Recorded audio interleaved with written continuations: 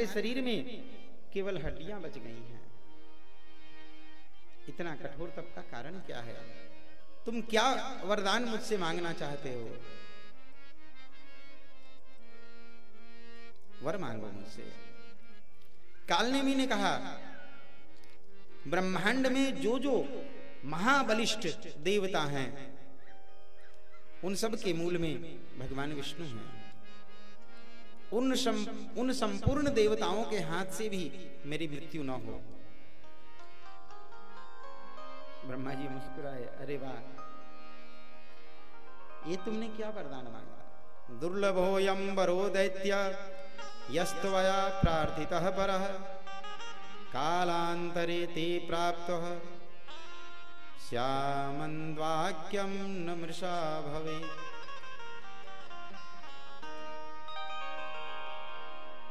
तुमने वर तो अत्यंत दुर्लभ मांगा है, तथापि मैं तुम्हें आशीर्वाद देता हूं। तुम्हारा उद्यम, तुमने जो वरदान मांगा है वो सिद्ध होगा। श्री नारद जी कहते हैं, वही कालनेमी पृथ्वी पर श्री उग्रसेन महाराज की स्त्री, उग्रसेन महाराज की पत्नी पद्मावती के गर्भ से जन्म लेकर आया। कुमारावस्था में ही उसने बड़े बड़े बलवानों, बड़े बड़े पहलवानों को धराशायी कर दिया।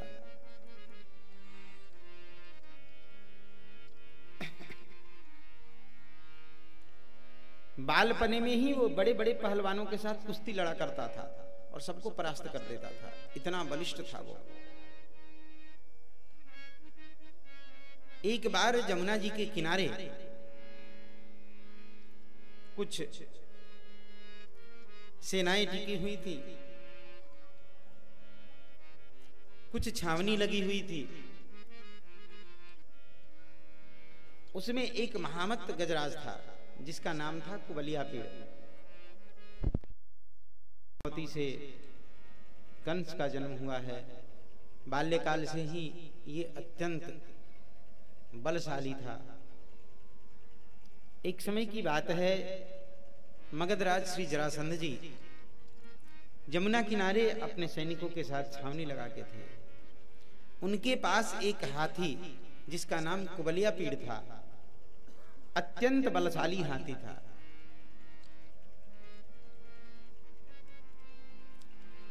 श्री जरासंध महाराज उस हाथी को लेकर वहां थे। ये हाथी कुछ उत्पात मचा रहा था।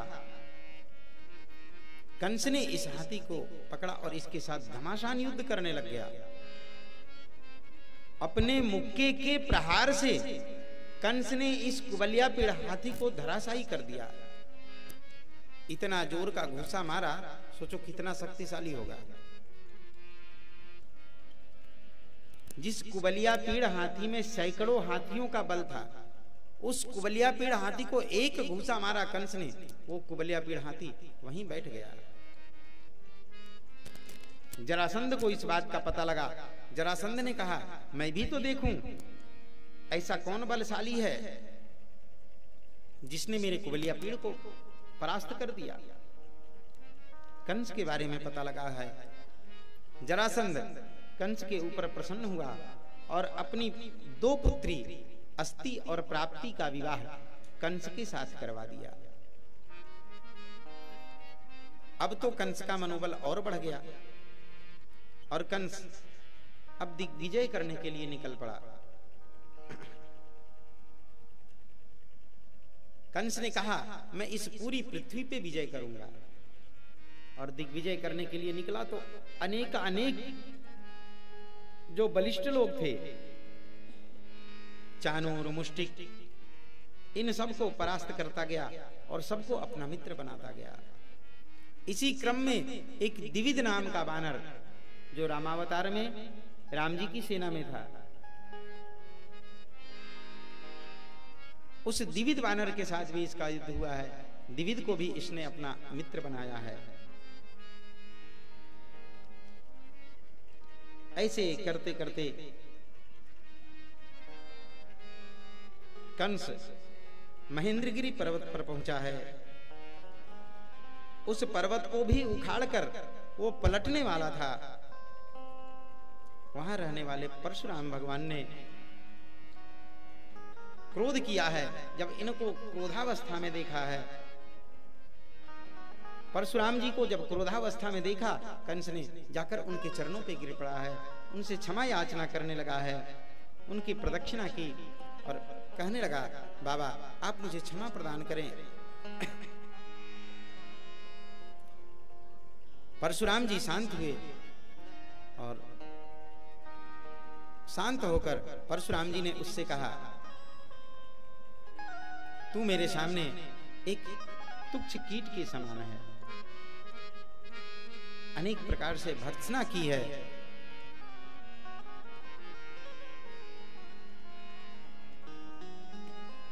श्री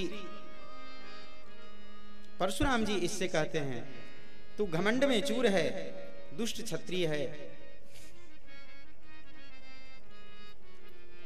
मैं तुझे चाहूं तो अभी के अभी मौत के मुख में भेज सकता हूं, लेकिन मैं नहीं भेज रहा। देख मेरे पास यह धनुष है, ये 1,00,000 भार के जितना भारी है।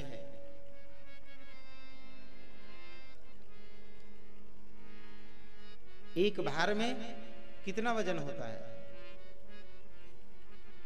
प्राचीन काल की भाषा है। पहले तो आजकल की भाषा में वो किलो और उससे भी अब लीटर में आ गए हैं हम लोग।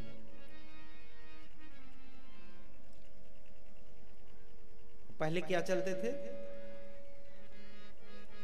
हैं? शेर।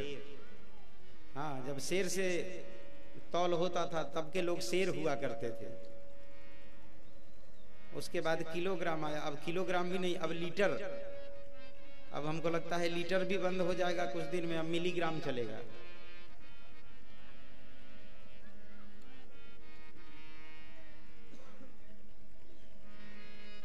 ये क्रम घटता ही जा रहा है।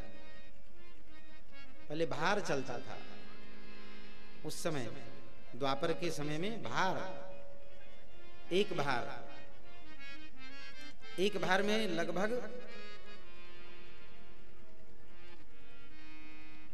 3 टन लगभग।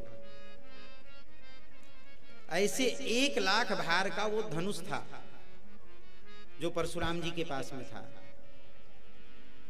अर्थात कितना हो गया? लगभग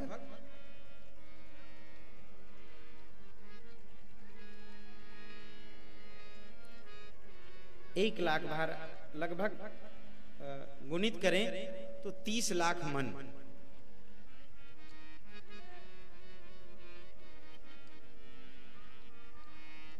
इतना विशाल धनुष था उनके पास।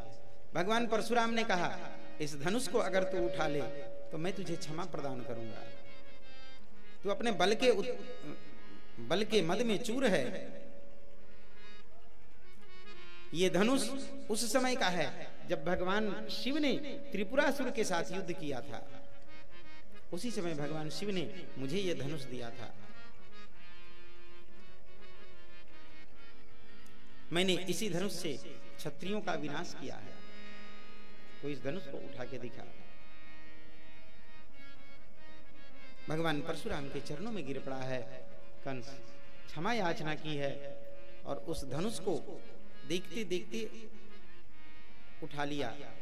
धनुष को खींचकर उसकी प्रत्यंचा चढ़ाई और उस धनुष का जब टंकार किया है तो उस धनुष की टंकार से आकाश से तारे टूट टूट कर गिरने लग गए। ऐसी टंकार थी उस धनुष की। भगवान परशुराम ने इसे क्षमा प्रदान किया है और वह धनुष लेकर ये अपने राज्य की ओर चला। भगवान परशुराम ने कहा, देख ये धनुष तो तू मुझसे लेके जा रहा है, लेकिन ध्यान रखना जिस दिन ये धनुष भंग हो गया, धनुष टूट गया, तू समझ लेना तेरी मृत्यु आ गई है। तुझे मारने वाला प्रकट हो गया है। जिसके हाथों ये धनुष टूटेगा उसी के हाथों तेरी मृत्यु भी होगी। कंस वहां से चला है और अनेक जो पराक्रमी राजा थे, जितने दैत्य राज थे, सबके ऊपर जाकर इसने चढ़ाई की है और सबके साथ युद्ध करके उनको परास्त करके उनको अपना मित्र बनाता गया है। नरकासुर नाम का एक दैत्य था जो भूमिपुत्र था, उसके पास भी गया है और उसे भी परास्त किया है। बकासुर के पास गया, अघासुर के पास गया, सबको परास्त करके इसने अपना मित्र बना लिया। इसके बाद एक सम्रासुर था, उसके पास गया, व्योमासुर था, उसके पास गया है, बाणासुर, वत्सासुर, कालियवन, इन सब के पास जाकर इन सब के साथ घमासान युद्ध हुआ है कंस का। और एक एक करके अकेला ही लड़ता था, एक एक करके इन सब को परास्त करके इसने अपना मित्र बना लिया है।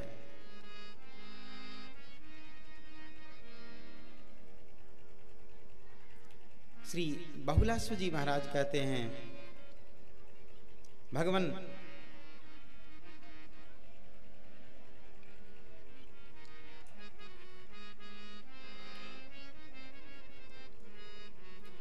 हे देवर्षि, श्री राधा के साथ भूतल पर भगवान कैसे अवतीर्ण हुए, साक्षात परिपूर्णतम भगवान ने ब्रज में कौन सी लीलाएं की, यह मुझे कृपा पूर्वक बतलाई है। श्री राधया पूर्णमस्तु साक्षात् गत्वा ब्रजे किं चरितं चकार, तद्ब्रूहि मे देवऋषेरिषीश, त्रिताप दुःखात् परिपाहि मां त्वम्।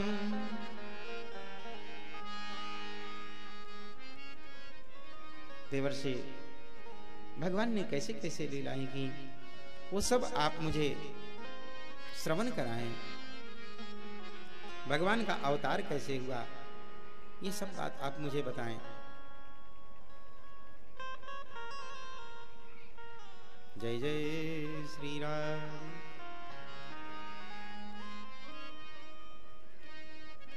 श्री नारद जी कहते हैं, जैसे मैंने बताया भगवान ने योजना बना ली थी कंस का संहार करने के लिए ही नहीं, अपितु भूतल के संत जनों की रक्षा के लिए भगवान इस धराधाम पे अवतीर्ण होने वाले थे। अपनी तेजोमयी पराशक्ति श्री राधा रानी को भगवान ने कहा, वृषभानु महाराज की पत्नी कीर्ति के यहां आप जाकर जन्म लें। श्री राधा रानी श्री कीर्ति महारानी के यहाँ आई हैं। एक कालिंदी कुलवती निकुंज प्रदेश के एक सुंदर मंदिर में श्री कीर्ति जी थीं। उनके सामने श्री उनकी पुत्री के रूप में श्री राधा रानी प्रकट होकर आई। राधा रानी अपनी स्वरूप में आई, देखकर श्री कीर्ति महारानी घबरा गई, कहने लगी, देवी आप कौन हैं? इनसे इनका परिचय पूछा है। भाद्रपद का महीना था, शुक्ल पक्ष की अष्टमी तिथि थी, सोमवार का दिन था।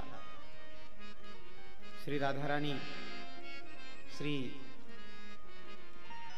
वृषभानु जी की पत्नी कीर्ति के सामने प्रकट होकर के और उनको तब अपना परिचय बताया है। हे देवी, मैं आपकी पुत्री के रूप में आ रही हूं, यहां कुछ लीला कार्य करनी है, इसलिए मैं आपकी पुत्री के रूप में आ रही हूं।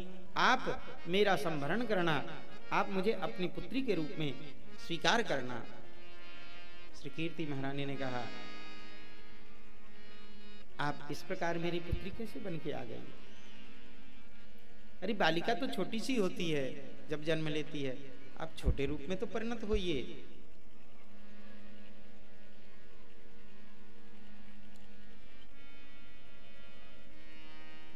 श्री राधा रानी छोटी सी बालिका के रूप में प्रकट हुई हैं बच्ची के रोने की जब आवाज आई है निकुंज मंदिर से, श्री वृषभानु जी महाराज अत्यंत प्रसन्न हुए।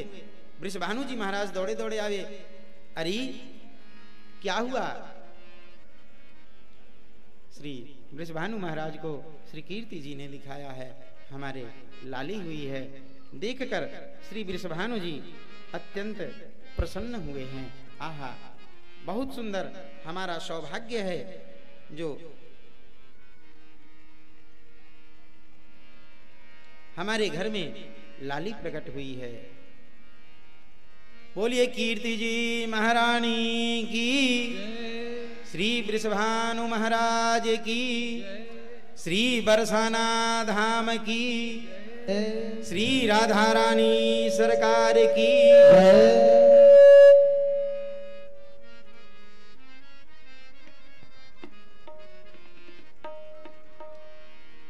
जय जय श्री राधे। श्री राधा रानी की जय जयकार हुई है। सब लोग झूम झूम कर श्री राधा रानी का प्राकट्योत्सव मनाने लगे हैं। जय जय श्री राधे। सब लोग अपने अपने घरों में उत्सव मनाने लगे हैं। अरे हमारी श्री राधा रानी आई हैं। हमारो धन राधा श्री राधा, श्री राधा हमारो धन राधा श्री राधा, श्री राधा परम धन राधा, राधा राधा राधा राधा परम धन राधा, राधा राधा राधा राधा परम धन राधा, राधा राधा राधा राधा परम धन राधा, राधा राधा राधा राधा जीवन धन राधा श्री राधा, श्री राधा जीवन धन राधा श्री राधा, श्री राधा हमारी प्यारी राधा श्री राधा, श्री राधा हमारी प्यारी राधा श्री राधा, श्री राधा। सबने अपने अपने घरों में उत्सव मनाया है। राधा रानी प्रगट भई आज, बधाई बाज रही। राधा रानी प्रगट भई आज, बधाई बाज रही। राधा रानी प्रगट भई आज, बधाई बाज रही। राधा रानी प्रगट भई आज, बधाई बाज रही। नाचे नाचे नाचे नाचे वृषभान महाराज, बधाई बाज रही। नाचे नाचे वृषभान महाराज, बधाई बाज रही।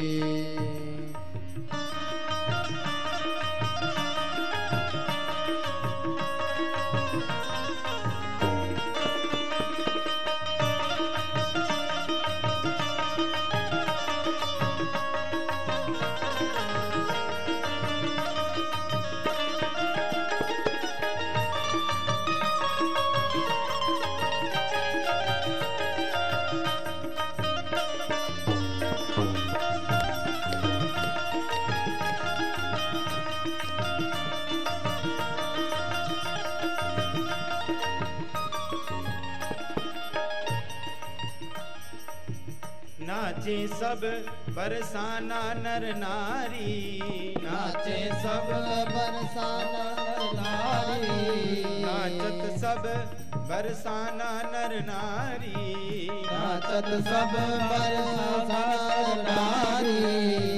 हरि नौबत रही है बाज। हरे कृष्ण गोविंद हरे मुरारे, हे नाथ नारायण वासुदेवा। कृष्ण